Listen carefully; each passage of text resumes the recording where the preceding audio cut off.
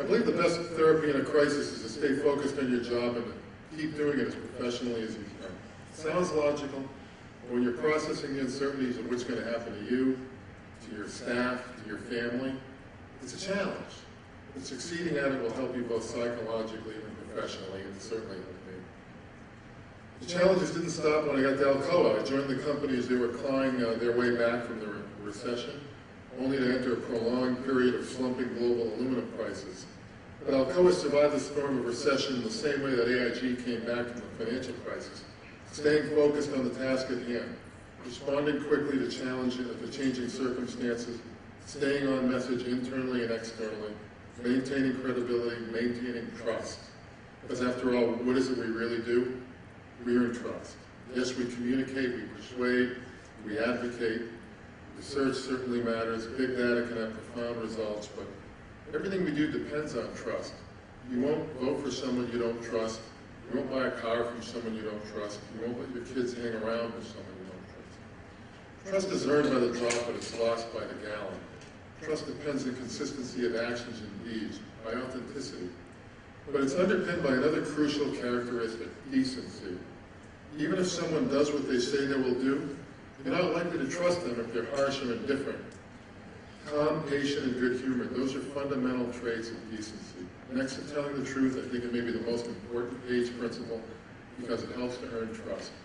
And it's not just maintaining a smile in a storm, it's staying level-headed in a crisis. Others look to you to see how you're reacting. Getting emotional and histrionic won't inspire confidence, it won't earn trust, and it won't produce your best thinking at the time you need it most. As Arthur Page put it, when a crisis arises, cool heads communicate best. A crisis is precisely the time when you need to be not only clear-headed, but also decent. It's a time when true leaders lead. It's a time for rational decision-making and also for staying mindful of the interests of those around you.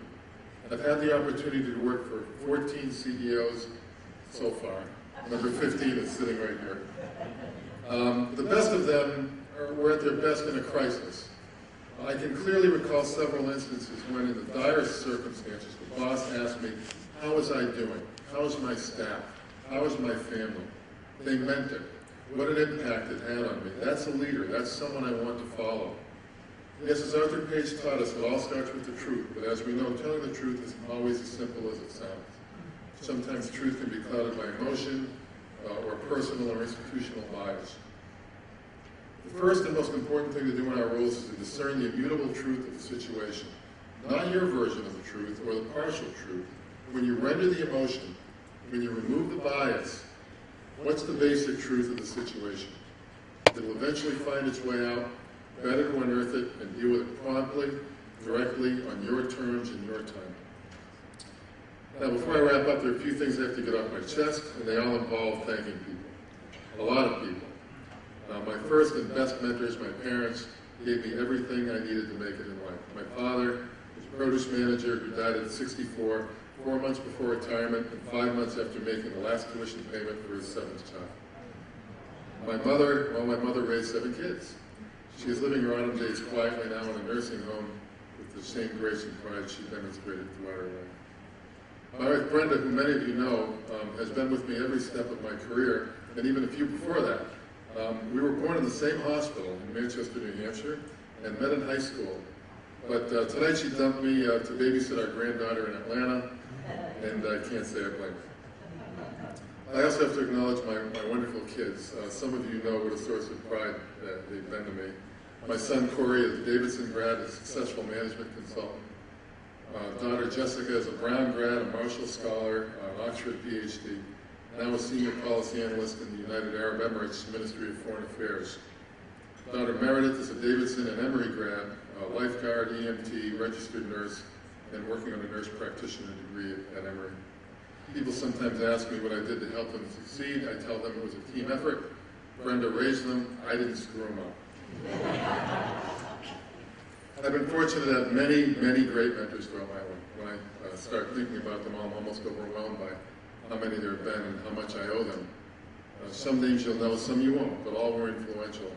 2 wonderful people in the Manchester, New Hampshire Union Leader Sports Department, the late Ty Abadi and Guy Nato. They were kind to me when I was a stringer there.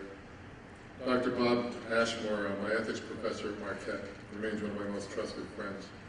The late Bob Bastide, a wonderful man, guided me in my first job at Mount Pleasant in Lynn, Massachusetts, up the road. John Edwards, one of my bosses at Public Service of New Hampshire, took a deep interest in my development.